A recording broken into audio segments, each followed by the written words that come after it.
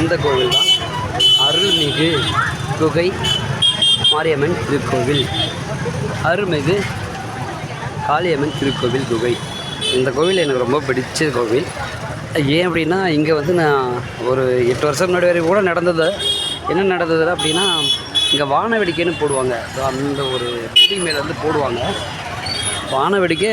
அப்புறமேட்டு இங்கே எல்லாம் ஃபுல்லாகவே நடக்கும். இப்போ இங்கே அக்னி குண்டமும் ஆர்கெஸ்ட்ராவும் நிகழ்ச்சிகள் அந்த மாதிரி தான் நடக்குது. ஆனால் ஸ்பெஷலாக வந்து அந்த ஒரு பர்டிகுலராக ஒன்று போடுவாங்க வான வேடிக்கை. சேலத்தில் எங்கேயுமே செய்யாதது ஒன்று இங்கே மட்டும்தான் அது செய்வாங்க. ஒரு யூனிக்காக இருக்கும். ஒட்டுமொத்த தீபாவளியும் வந்து இங்கே நம்ம பார்க்கலாம். 24 நிமிஷத்துக்கு அந்த வான வேடிக்கை நடக்கும். அவ்வளோ சூப்பராக இருக்கும். ஒரு அணுகுண்டு வெடிக்கும் போது என்னோடய பேண்ட்டு சட்டை எல்லாம் அப்படியே அதிரும். எல்லாருமே வந்து ஒரு வெடிக்கும் ஒரு கூஸ்பமாக இருக்கும். அவ்வளோ நல்லா இருக்கும். ஆனால் அந்த மாதிரி இப்போ இல்லை. போகுது அப்படின்னு போன வருஷம்தான் மேலே வந்து ஒரு 120 ஷாட் அந்த மாதிரி ஒரு 2 வச்சாங்க. 240 ஷாட் வச்சாங்க. அது என்னோடய பிரியாவாக எது யார் கண்ணு வச்சு செஞ்சாங்கன்னு தெரில.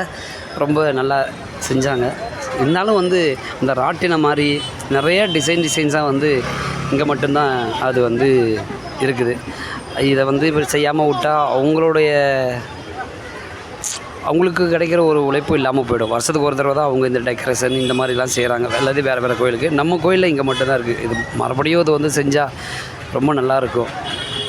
அவ்வளோதாங்க. அந்த 24 நிமிஷமும் அந்த 24 நிமிஷத்துக்காகவே நான் வந்து இங்கே வருவேங்க. நான் மட்டும் இல்லை, என் குடும்பத்தை எல்லாருமே தான் வருவோம். நல்லாயிருக்கும். இந்த கோவிலையும் அதே மாதிரி தாங்க. 2 தொன்னை வந்து பொங்கல், அப்புறமேட்டு ஒரு 3 கப்பு கம்மங்கூழ் சாப்பிட்டேங்க. நான் இந்த கோவிலுக்கு வரும்பொழுது பசியோடு தான் வந்தேன். இப்போ எனக்கு ஊர் ஃபுல்லாக இருக்குது. நன்றி, வணக்கம்.